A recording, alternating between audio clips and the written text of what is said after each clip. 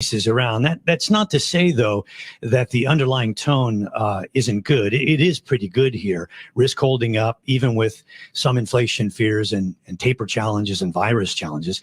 But for you as a fund manager and your team, how do you get outperformance that has sustaining power? Wow, that's a great question. I think first of all, we do have to have a backdrop in terms of our base case for the U.S. And we think that, the market right now is really giving the Fed the benefit of doubt in terms of its ability to navigate the economy into a perfect, not too hot, not too cold Goldilocks scenario. So within that scenario, we've actually been quite bullish in terms of how we're positioned.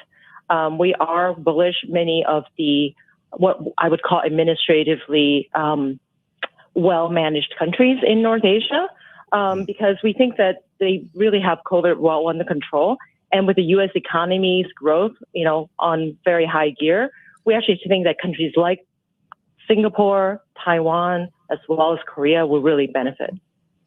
How do you square that with, some of these markets that you mentioned where we are seeing a resurgence in COVID cases in some of these economies? How do you square that kind of reality right now with the opportunities that you see there? Yeah, I think it's certainly true that we need to be vigilant and continue to watch. But if you actually look at the numbers, the resurgence is really minuscule compared to what these countries have experienced. But having said that, we are concerned about countries like India, for example, where not only will they struggle if they're not reaching herd immunity in the near term, they've also had a history of inflation, right? So with countries like that, where they've had this long history of having issues with inflation and having struggles with administration, which really COVID is a nightmare for in terms of administration, we think that we do want to be underweight with respect to India rates and currencies. Yeah, focusing on India a little bit, because this market seems to be in a bit of euphoria, right? Despite the COVID crisis there running rampant, you have stocks that hit a record on Thursday. The RBI is warning of a risk of a bubble now, and we've seen a flood of foreign currency bond issuance by local companies. How do you make sense of it? Well, I think if you focus on the long term, India realizes that they've got to get into the game of being a competitive destination for companies, specifically global companies like semiconductor sectors, to actually manufacture there. So this whole idea of make in India, I think, is something that started to take hold before COVID hit. And people are really looking past the current, problems that they're having with COVID and really thinking about what India could look like in 2, 3, 5 years down the road. Yeah. So there's no doubt that the market's giving them the benefit of the doubt and their ability to really achieve, rates as a better destination. Okay.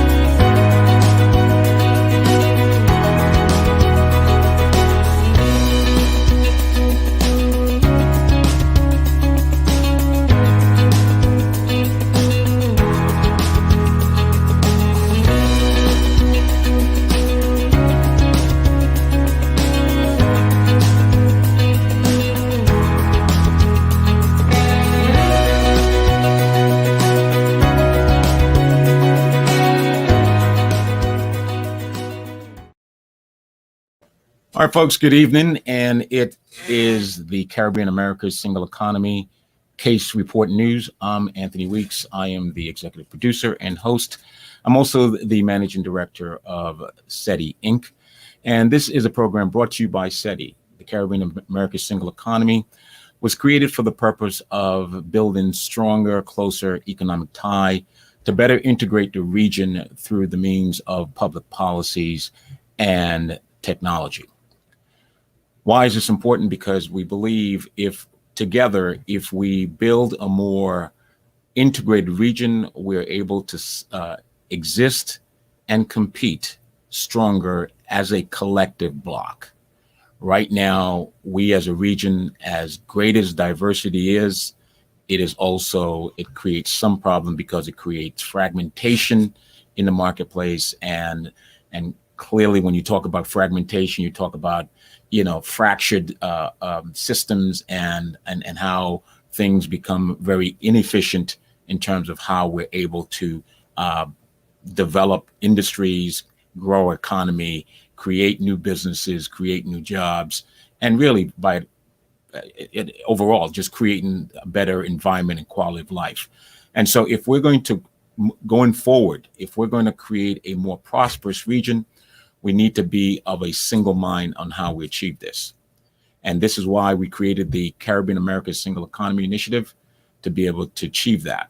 We believe that we, as the U.S. Virgin Islands, being uniquely part of the Caribbean archipelago, but being an extension of the United States in the region, we believe that we are able to bring those things that are unique to the United States Virgin Islands, and to be able to complement the other island countries that bring what they bring in terms of their uniqueness, to be able to create a more scalable marketplace for the region.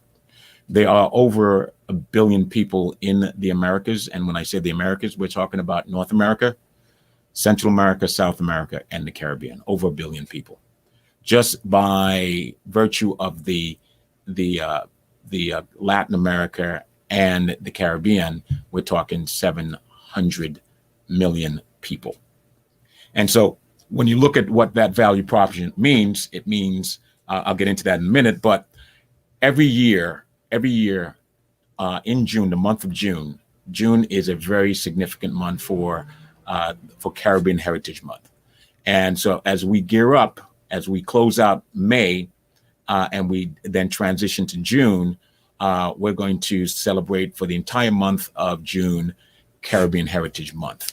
And the timing couldn't have been any better, because clearly in the launching of CASE, we're going to really take a deep dive and really roll up our sleeves and start to tackle some of the tough issues that we're confronted with, that are considered obstacles, hurdles to us, but we're able to overcome it, because when you have a cohesive private sector, you're able to achieve that. We're able to come to you every weekday, every week on this program, because we are literally live on radio on WSDX 970 AM. We are live on the Callaloo Network. We're live on several social media platforms. We're live on our sister Hispanic station, La Mega Mundial, and we broadcast on Tempo Television. We're also broadcasting on Caribbean American Passport, which is a print publication, the largest statewide Caribbean diaspora publication in the state of Florida. And we're able to do so, and we believe that we can effectively make the case for why we bring a tremendous amount of value proposition to the table and resources. And so each and every week on Thursday, we are going to report to you those important economic data, information, and education that we should be sharing with you, so you understand how we will achieve that. Then obviously all the in real time news that are taking place, we'll also share that with you as well. But we clearly have to understand why the region, the Caribbean region, is so important to the Americas, particularly the United States. As I said yesterday on our other program, the Marketplace and Jumpstart, the Jumpstart Show and Reset, that we are the third border of the United States. And what does that mean in context? It means everything. It means in terms of we are the backyard of the United States. And when I say backyard, I don't mean that in any sort of derogatory way. It just simply means that we're neighbors. Like, just when you have a neighbor, you live next to your neighbor. All of us have a backyard, and so you can go to your backyard and you can look next door and you see your neighbor. So that's what I mean. It's not to downgrade or degrade anything. It just means that the third border means we're literally in each other's backyard. So the America's backyard and the Caribbean backyard is what I'm referring to. So now, let's before I get into sharing with you a report when President Obama was in office, when he was president, and during each and every year, he talked about why Caribbean Heritage Month was so important. And so I'm going to share that report with you. Yesterday, I wanted to do that, but I realized I didn't have enough time to do that. But what I'm going to do is I'm going to share that report. It's a rebroadcast of when President Obama was in office, and he was committed towards really celebrating the Caribbean people, Caribbean history, Caribbean contribution, and Caribbean heritage. And so that is every year in the month of June. But why is that important? Here's why it's important. The Caribbean region is the United States' third border, characterized by common interests and societal ties that yield daily tangible benefits for U.S. citizens. The United States is the primary trading partner for the Caribbean, representing a vibrant economic partnership. In 2018, the United States realized a $12.3 billion trade surplus on a $35.3 billion of trade with the Caribbean, 10% more than 2017. We also face many common threats across the region. That's right. Just like how we have a strong trade relationship in the region between the U.S. and the Caribbean, which is on the positive side. There are some threats to that coexistence, that cohabitation with each other. And when some of these common threats across the region, you have small but significant numbers of violent extremists from the region have joined groups like ISIS, which is, obviously ISIS is one of those terrorist groups.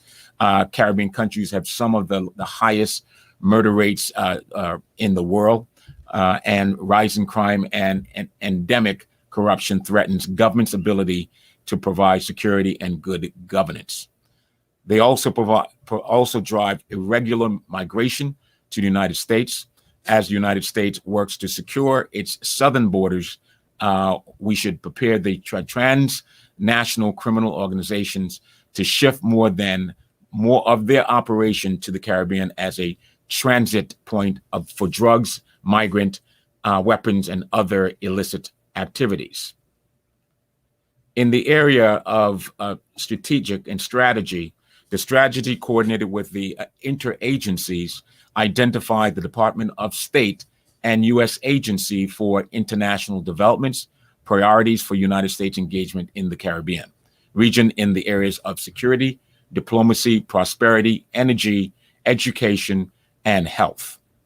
On security, we will work. This is the State Department. This is the position, the policy position, the law and policy position by the U.S. It says on security, we will work with our Caribbean partners to ensure ISIS is denied a foothold in the region, dismantle illicit trafficking networks, enhance maritime security, confront violent and organized crime, and increase the sharing of threats information among countries.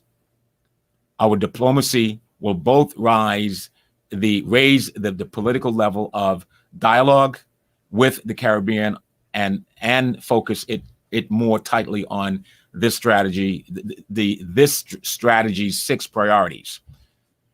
And the priority says we will increase our own and our neighbors' prosperity by promoting sustainable growth, open markets for the U.S. exports and private sector-led investment and development.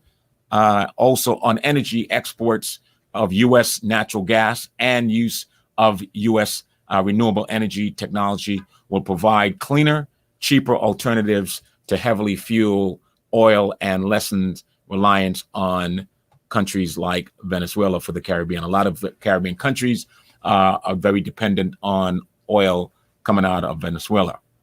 On education, The U.S. position is we will focus our resources on exchanges and programs for students, scholars, teachers, and other professionals that provide mutual benefits to the U.S. and the Caribbean communities and promote economic development and entrepreneurship. In the area of health, we will continue to partner with countries in the region in the fight against infectious diseases like HIV, AIDS, and Zika, recognizing deadly pathogens are threats that knows no borders. On the issue of prosperity and why prosperity is important, it says here the U.S. positioners will support exports and job creation, understanding the mutual benefits of prosperous Caribbean basin. It says the U.S. will engage with our Caribbean partners to promote sustainable economic policies and job creating private sector-led growth, utilizing trade preference program and key forums such as the U.S. CARICOM Trade and Investment Council. This is important because when we look at the area of economic development, areas like investment in the climate, improving the trade and investment climate, regional trade conferences it says the U.S. will hold a trade and investment conference with Caribbean countries focused on increasing bilateral trade and improving the region's investment climate and regulatory environment. Promoting U.S. exports, it says the U.S. will use the direct line of program to highlight U.S. export and investment opportunities. When we look at supporting business and infrastructure development, on the issue of small business development, to increase private sector job growth and create new markets for U.S. businesses, the U.S. will advance the growth and formalization of small and medium-sized enterprise and seek opportunities to empower women and youth entrepreneurs. On connectivity, it says the U.S. will help expand internet access in the Caribbean by increasing engagement with policy and regulatory authorities, as well as U.S. information technology leaders to promote broadband development and deployment. And these are very important things to remember, because remember, the U.S. territories, the U.S. Virgin Islands and Puerto Rico, are the United States in the Caribbean. And so when we talk about the U.S. and the execution of U.S. policies, the U.S. territories can play a very vital role in that process. And so when we talk about broadband, St. Croix is the home for the past 24 years. St. Croix has been the home for the second largest concentration of fiber optic network in the world, second to New York. And the reason why the entire continent of South America has high-speed internet, because St. Croix provides that connectivity, okay? And so there's much more that we can do in terms of leveraging the U.S., what the U.S. wants to do policy-wise, and how the U.S. Virgin Islands and Puerto Rico as territory can facilitate that process. On agriculture, the U.S. will support compliance with regulation and standards to increase agricultural trade and improve food safety for U.S. consumers. Open skies. The U.S. will work to conclude more open skies agreement with the Caribbean nation by the end of 2020, which is last year. But obviously that has been impacted because of the COVID. So obviously that has been, there's been a setback there. So we can then look at 2021 to be able to push forward in terms of the open skies agreement between the U.S. and the Caribbean nations to facilitate travel and commerce. Why is that important? Because clearly, when you look at flights coming into the region from the U.S., you have flights coming in directly into Puerto Rico and the U.S. Virgin Islands because we are U.S. territory. So you have a number of those U.S. airlines coming in directly into the U.S. territories. Now, for the most part, the U.S. airlines pretty much then provide connecting flights to the rest of the Caribbean. They do have some of these U.S. airlines do fly directly to some of the Caribbean destination, not all of the Caribbean destination. So the idea is, how do we open up skies on the open skies rules and regulation to be able to allow more direct flights to destination between the United States and the Caribbean, because the way it works in terms of the open sky is that there are agreement that says a domestic airline can only fly from their domestic destination into another destination, but they can't continue on into another city or another state, leaving their home base. Open skies and expanding the open sky agreement simply means that what will happen, whereas U.S. airlines as well as Caribbean airlines will be able to now make multiple stops in multiple destinations within the respective country. That's what the open sky agreement means. And so clearly there is going to be a push to create more direct flights, accessible flights, affordable flights, or to allow better exchange of trade and commerce. You're going to see both U.S. airlines as well as domestic Caribbean airlines from different countries to make more than one stop in the outside of their respective domestic market. And so that's what open sky means. Then you have sustainable tourism. It says U.S. will foster healthy, well-managed and productive marine and coastal ecosystem, the backbone of the Caribbean tourism industry. So that's just giving you an overview. So when we start talking about why is June such an important symbolic month for Caribbean heritage? Because when that comes, we are going to, when I say we, the work that we do, SETI, and our Caribbean America Single Economy Initiative is to be able to position the U.S. Virgin Islands as a U.S. territory to be able to have better, stronger, closer economic ties with the rest of the Caribbean region. And so we'll have an opportunity to celebrate that this coming June in 2021, because we now, as a private sector concern, working closely with the public sector, working with governments, where public and private sector can work together in a very cohesive fashion to be able to strengthen our exchange of trade and commerce in the region, to be able to stimulate and spur economic growth. And so that was what's going to happen. So what I'm going to do at this point, I'm going to pause here and then rebroadcast, if you will, that report that I mentioned out of the White House when President Barack Obama was in office, when he celebrated Caribbean Heritage Month on an annual basis, and clearly we'll now see where there's an opportunity to hear how important Caribbean Heritage Month is to the United States as well as the rest of the region. This is important for the United States because, quite frankly, the U.S. knows that China and Russia is knocking on the door of that third border for the United States, and so it is more than ever for the United States to be able to preserve, sustain, and grow that relationship. Where yes, we are the number one trading partner for the region, but that can change if the trajectory of China and Russia continues the way they're doing, not only economically but geopolitically as well. So here is a report that when former President Barack Obama was in office, the U.S. strategy engagement in the Caribbean was created in 2016 when Barack Obama was leaving office.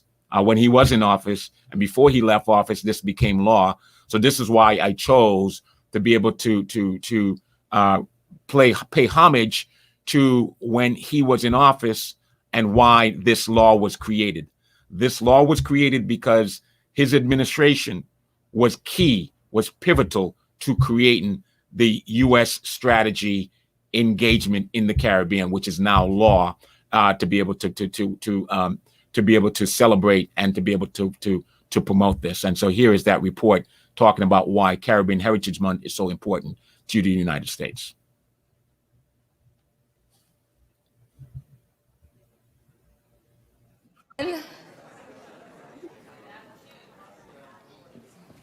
We are so excited and thankful that all of you have traveled from across the country to come here today to celebrate Caribbean Heritage Month. We know it's a very special time, so yes, round of applause. My name is Heather Foster. I am an advisor here in the White House Office of Public Engagement. I'm also of Caribbean descent. My family is from Jamaica. Oh, a lot of Jamaicans here today. But I know we have other cultures here represented today. So we welcome everyone from our Haitian to, yeah.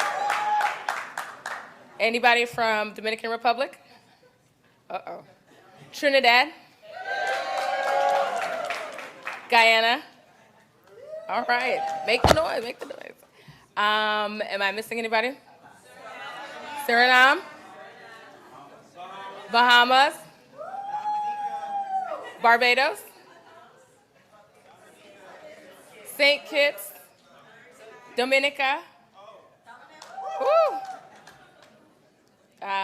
Did we cover everybody? South Africa? All right. Motherland, everybody. So we welcome everybody here today. I see such great friends.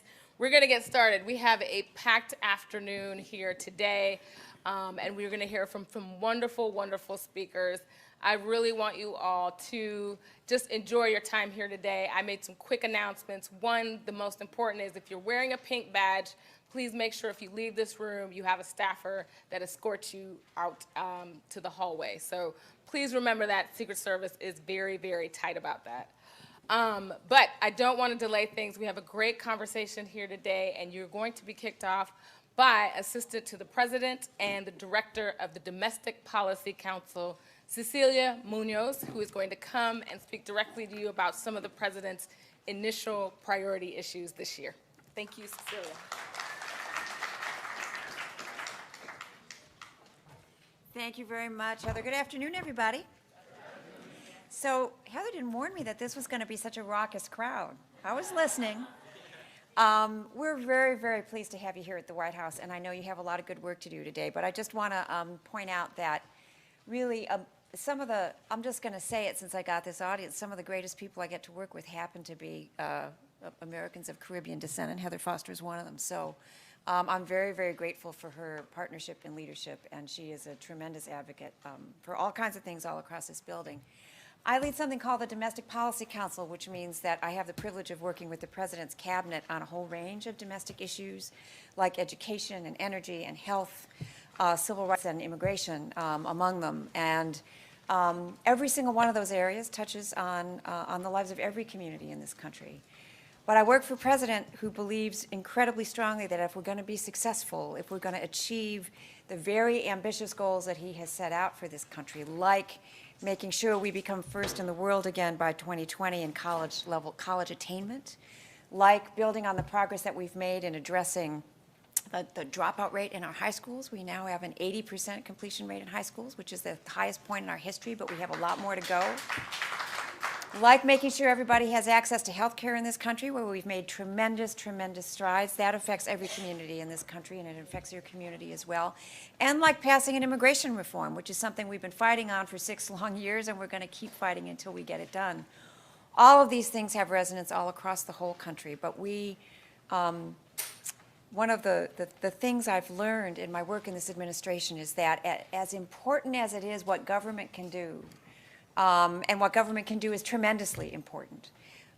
It is also true that we need to have enough humility to know that we can't get it done all by ourselves. We need engagement, we need partnership, we need people's hands and their hearts and their hard work if we're going to accomplish the incredibly ambitious goals that this president has set out for this country. And that's where you come in. And that's why we're grateful that you took your time to be here with us this afternoon. That's why we have a panel of all kinds of distinguished folks here to exchange information, to make sure that we're generating ideas and sharing information, and that we're making good use of your time, but that especially that we walk out of here understanding the issues as you see them, as you experience them, as you feel them, because that will help us sharpen our work within the federal government. That is tremendously important to our success.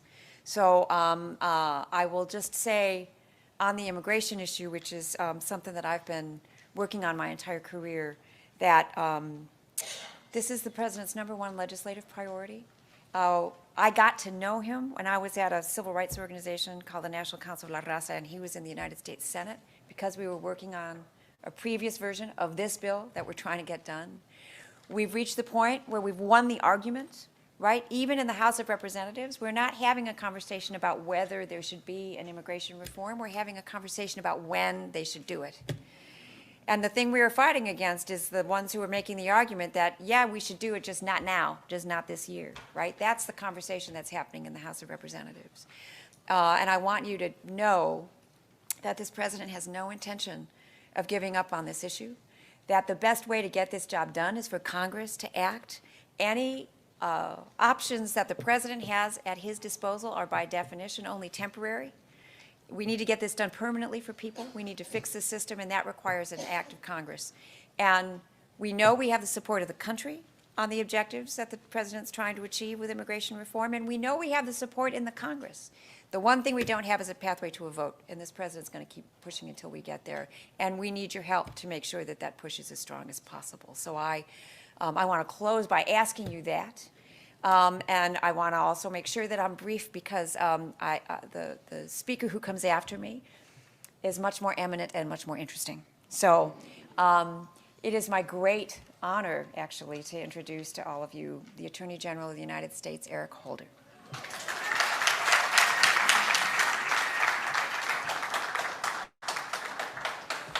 How are you? Thank you. Thank you. Thank you. All right. So we have lots of West Indians in the house, huh? It's Irie Man. Well, thank you, Cecilia, for those kind words, and thank you all for being here today. It's a pleasure for me to help welcome you to the White House this afternoon as we gather with a distinguished group of business people, civic partners, faith leaders, public servants, diplomats, and guests to mark National Caribbean American Heritage Month. It's always one of my favorite events because I know that we have lots of, I heard, the cheers and whatever for different islands. Didn't seem like we had a lot of Bajans here, though. That's just one? Well, that's all we need. That's all we need. That means the odds are equal then, one Bajan and the rest of you West Indians. I would particularly like to thank Cecilia's colleagues at the Domestic Policy Council, Heather Foster and her colleagues at the White House Office of Public Engagement. Heather's mom is here with us. Where is she's a proud Jamaican. Where is she? There she is. Yes, indeed. All right. And I'd like to thank each of our expert panelists for all that they've done to bring us together today. It's a privilege to take part in what is this important annual observance, and it's an honor also to join this group, which includes congressional leaders, distinguished representatives of Caribbean nations, and community advocates in reflecting upon our rich cultural heritage, discussing issues of importance to Caribbean American leaders at every level of government and the private sector, and celebrating the diversity that has always stood as one of our country's greatest strengths.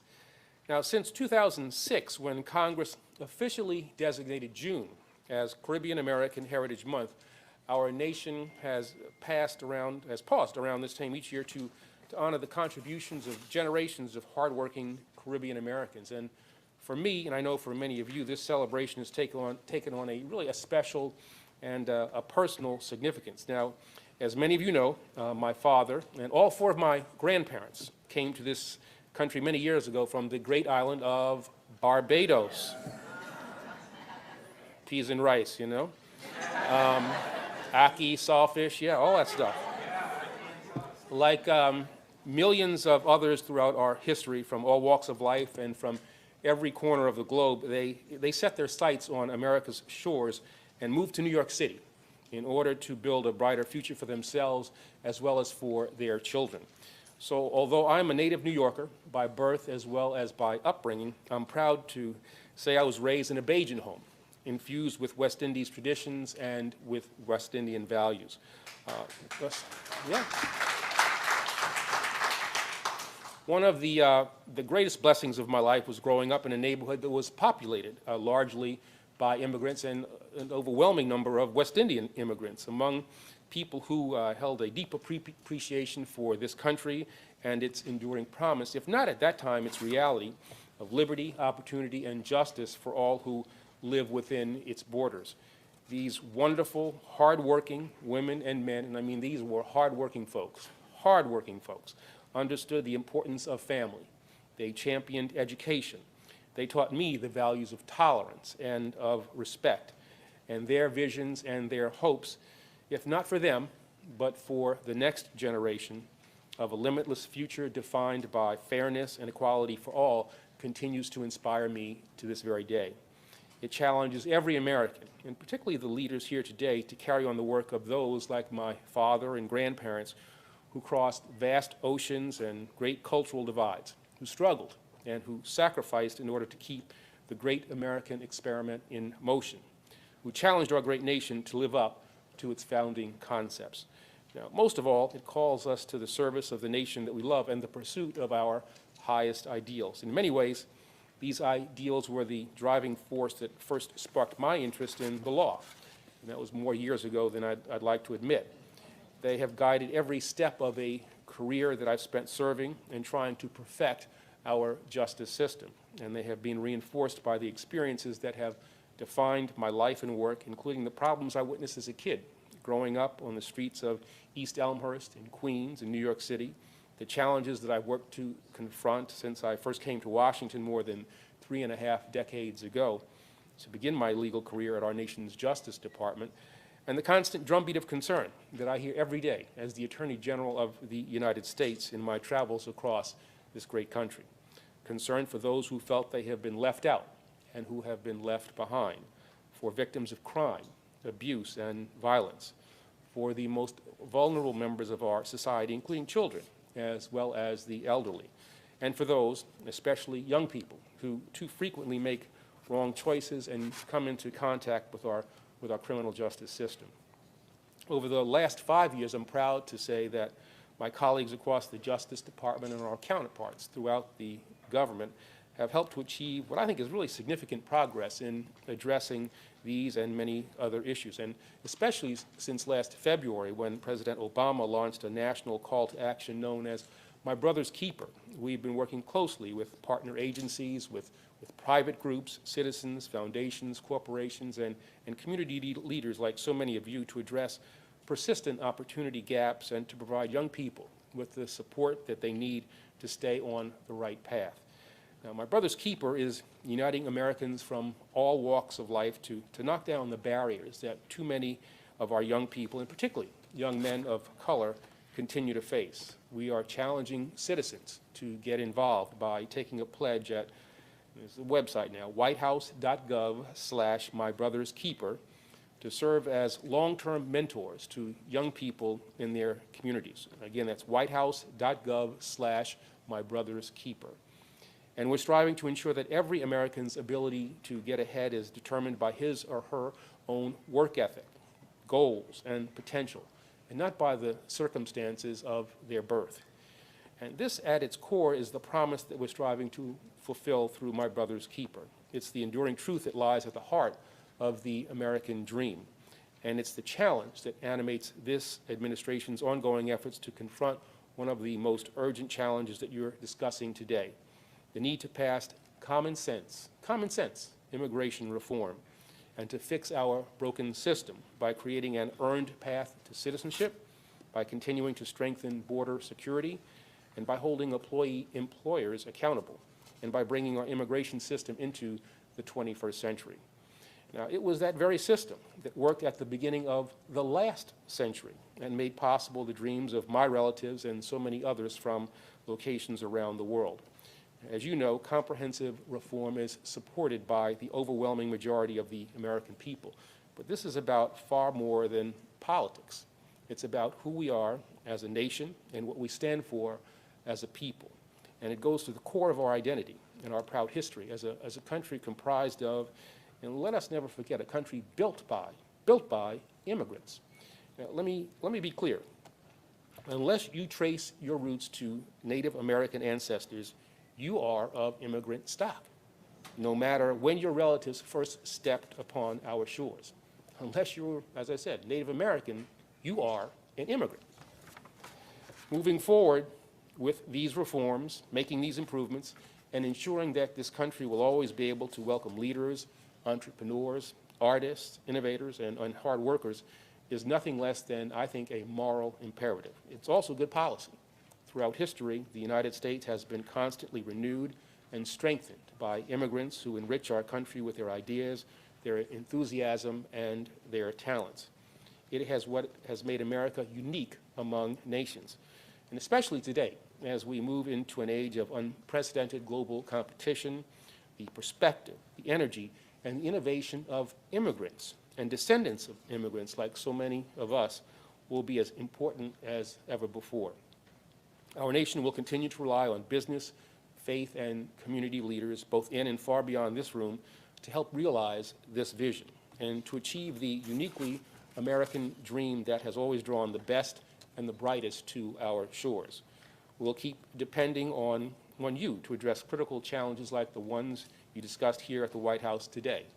And we'll never stop fighting to support and stand alongside you as we work together to make this nation stronger, more secure, and more prosperous, and strive always to help build the brighter and more inclusive future that our children deserve. You know, as I look around this crowd, I can't help but feel optimistic about our ability to do just that. I know I speak for my colleagues at every level of the administration when I say we are proud to count you all as partners in this work and in this effort. We are grateful for your leadership and for your many contributions, and we are very eager to see where our joint efforts will take our great nation in the months and the years to come. So thank you all very much.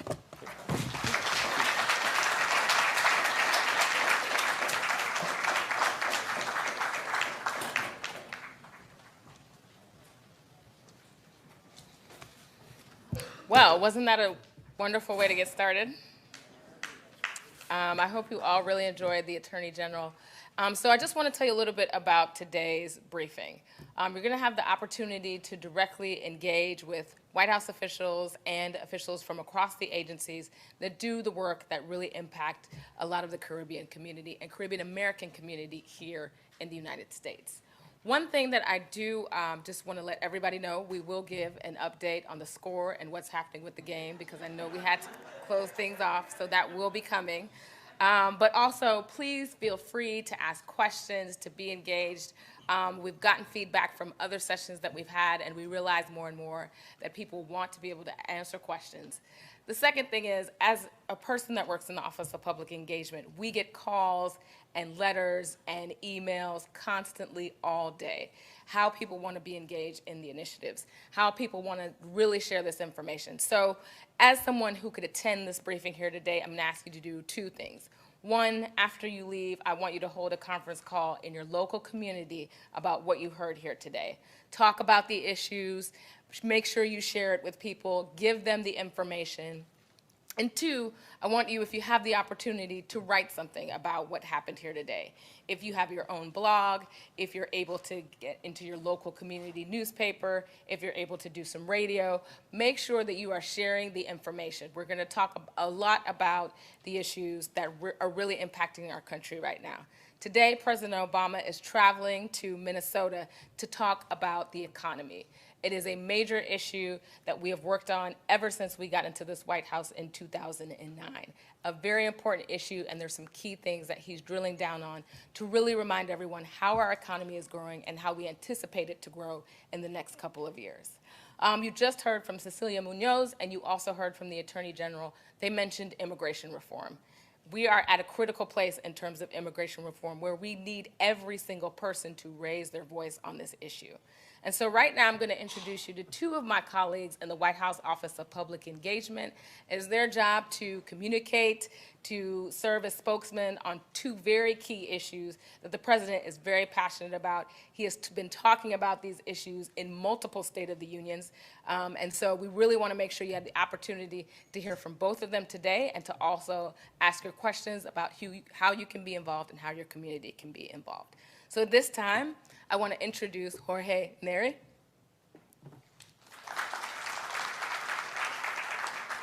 And I also want to introduce our Bayesian, Carrie Twigg. They both serve as associate directors here in the White House Office of Public Engagement. We're going to give them an opportunity to introduce themselves and also give you an overview of the portfolios that they manage, and then they will also take some questions. We have 2 mics available for questions, so that is one thing that I do want to be clear about. I'll be moderating this session, and you are asking questions, not comments.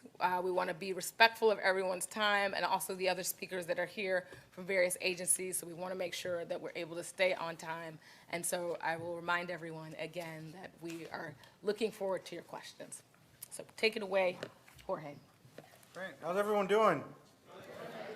How many people, is this their first time here at the White House? Wow. How many people's Facebook status is, I'm at the White House right now? Checked in. So thank you, Heather. My name's Jorge Neri with the Office of Public Engagement. I work on immigration and Latino issues. And I work on immigration not just through the Latino lens. I work on immigration towards all immigrants and figuring out a way that we win and pass comprehensive immigration reform. It's a difficult time. We're continuing to work to push that to happen. It's been a year since we passed the Senate bill in the Senate, and the House still has not acted. We're continuing to push folks to make sure that their voices are being heard and that we're getting to some sort of long-term legislative solution. The president, there's a couple different buckets that I'll hit. One is just the overall legislation, but then there is things that folks should be aware of, like DACA, re-implementation of DACA. Folks that have DACA, Deferred Action for Childhood Arrivals, should be, one, signing up for it if they don't have it. 500,000 people haven't signed up for Deferred Action for Childhood Arrivals. A lot from Caribbean communities have not. The other is people that have signed up, right now they're in their renewal process, so they have to reapply. All those forms are online. It's important for folks to do that to make sure that they're still covered under that program. Immigration reform is something that's core to me. I've worked on it pretty much all my adult life. I grew up on the south side of Chicago in a Mexican immigrant community called Little Village. Little Village was surrounded by, I don't know how many of you guys are from the city and from a major city, and a city as segregated as Chicago. It breaks down by the line. So if I crossed the street one way, it was an African-American community. If I crossed the street another way, it was a different type of Latino community. And then if I crossed the street another way, it was another African-American community. And oftentimes, some of my work in the lens that I take it, all these communities suffered from the same things. Lack of access to healthcare, jobs, gangs. And instead of speaking with one voice, those communities often spoke through many. And it wasn't as effective. So one thing that I would recommend, and I know that oftentimes immigration is viewed as a Latino issue. It's viewed as this is a Mexican issue. It's not. There are many folks within your own communities that are affected by a broken system. And the only way that that'll be fixed is through a legislative solution. And I recommend that you continue to work with with other organizations that are continuing to push for immigration reform, whether they be Latino, whether they be AAPI, so that we can speak with one voice that's much louder. I'm going to stop there and just see if folks have questions, and then Carrie, do you want to go into yours after Sure. I take some?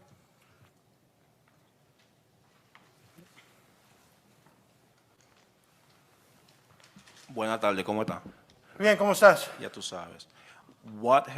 Has there been a partnership between the White House with the Institute of Caribbean Studies in terms of like a policy of immigration reform with the president, or has there been any type of connection, or and how can ICS be of a vehicle to drive down the agenda of the president when it comes to immigration reform?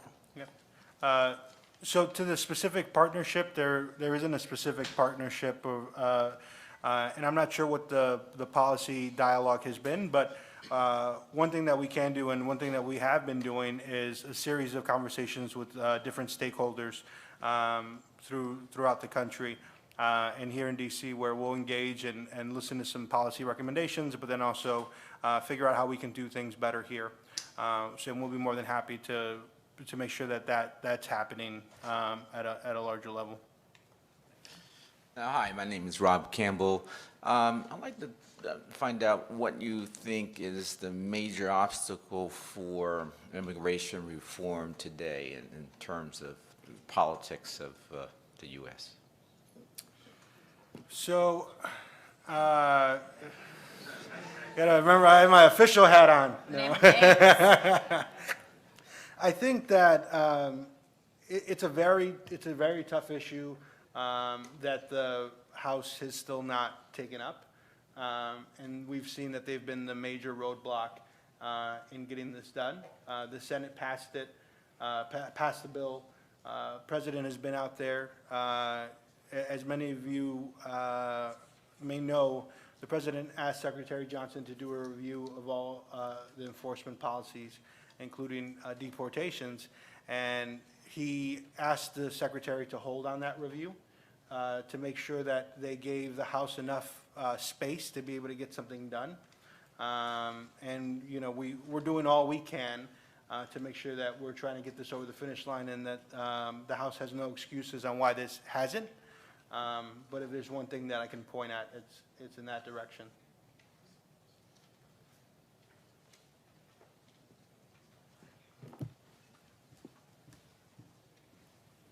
Good afternoon. My name is Dottie Joseph, and I thank you for your efforts with the immigration reform. I have two questions for you. Number one, what have been the policy considerations with respect to different countries' treatment under the immigration policies? Like, for example, I come from Miami, so we see it very vividly with, for example, the wet foot, dry foot versus how other immigrant groups are treated. I'm of Haitian origin. So what, if anything, has the administration done to address some of those disparities, which, quite frankly, seem to be drawn pretty starkly on racial lines as opposed to political versus economic divides? So that's one question. And then the other question is, Ms. Munoz talked about it's not a question of passing immigration reform, it's just a question of when. What can we do in our communities to kind of build traction to put some fire under certain people's feet to make when closer to now? So for the first question, I know that when the President asked Secretary Johnson to review all his current policies, it put everything on the table. So as part of the review, we're continuing to look at every single thing. As I can't speak to the specific policy that you're talking about, the wet foot, dry foot. Adjustment Act. The Cuban Adjustment Act. Right. I can't speak to that specific because I don't have. It's actually not just that one. It's country specific, and different Hispanic immigrant groups are treated differently than, for example, Haitian immigrants versus Jamaican immigrants versus et cetera. Right. So that's really where I'm going. Right. And I know that the Senate bill addresses some of that. But again, the Senate bill was, so to be clear, and I know folks may feel a certain way about the Senate bill, but to be clear, it was a compromise bill that was made in the Senate. The President didn't write that bill. Had he had a chance to write it and had he passed his own legislation, things would have looked a lot differently. But it was a compromise bill within the Senate. So I know I addressed some of that, but to those specific things, that's why I think immigration reform is that much more important. There are some things that we can do administratively. There's others that we can't because it is law. And we need to reform a system to make sure that we even the playing field a little bit. And to the other, I think unlikely allies is an important voice, validators, whether it's faith, business owners, reaching out to these people and letting them know that this is important to me also.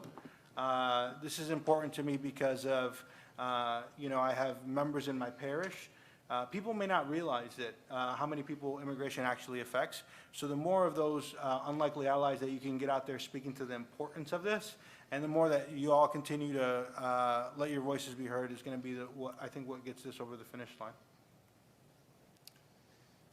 When you ask your question, can you please be sure to say your name and your organization, where you're from? Good. Julian Dubois, consulate of St. Lucia in New York. My question is, we have quite a few Caribbean nationals who come to the U.S. and get opportunities for development. However, most of those who are successful, you try to coax them to remain in the U.S., but those who go outside the law, you send them back to us. My question is, do you consider, or have you considered at all in the immigration reform, the impact of those folks who come back home, how they impact our national security, and the global instability it creates in a region which is reasonably stable now? As you send them back, I'm hoping that you could give consideration to capacity building for us in the region, that we could ensure the Caribbean remains a stable environment. And because crime can cause states to fail, and I would like to know that you have that in the debate. Thank you. Thank you. Thank you for that, and I'll check. Good afternoon. My name is Hazel Rogers. I'm from Florida, and of course, I'm a state representative. So, I just wanted to put that on the record too. I recognize that we do have executive order as well as other legislation that has to go through both chambers.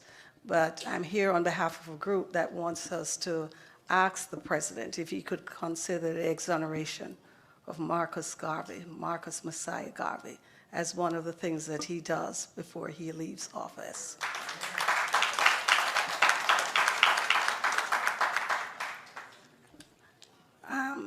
As it relates to the issue of legislation and immigration, we know that legislation can also impact immigrant movement through the visa quotas. Okay, can you speak specifically to this group that wants to be advocate on behalf of immigration reform as to what has been done that's reflective of the people that's in this room and the visa quotas that was passed or considered? So, on the specific visa in the Senate bill, the way that it has it now, it's basically if you're in a STEM field, and I know a lot of folks from the Caribbean are into the medical field, whether they be nurses or healthcare or home providers. It's pretty much stapling a green card to their documents and going. And I know that there's some other things in the Senate bill that aren't so favorable towards the Caribbean community. But again, speaking of that specific point, we didn't write the bill. It was a bill that was compromised. And if we would have wrote it, we would have wrote it a little bit differently.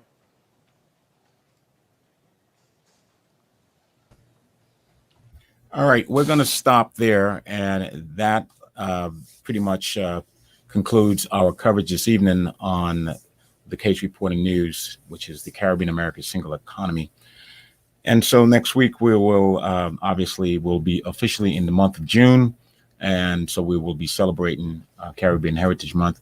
We have a pretty full calendar of topics and current events and subject matters that we're going to cover, and look forward to being able to continue to provide that contribution of the Caribbean diaspora, the Caribbean Americans in this country, and how important the Caribbean basin is to the United States as a third border, and what are some of the things that are being done to help foster and boost that relationship.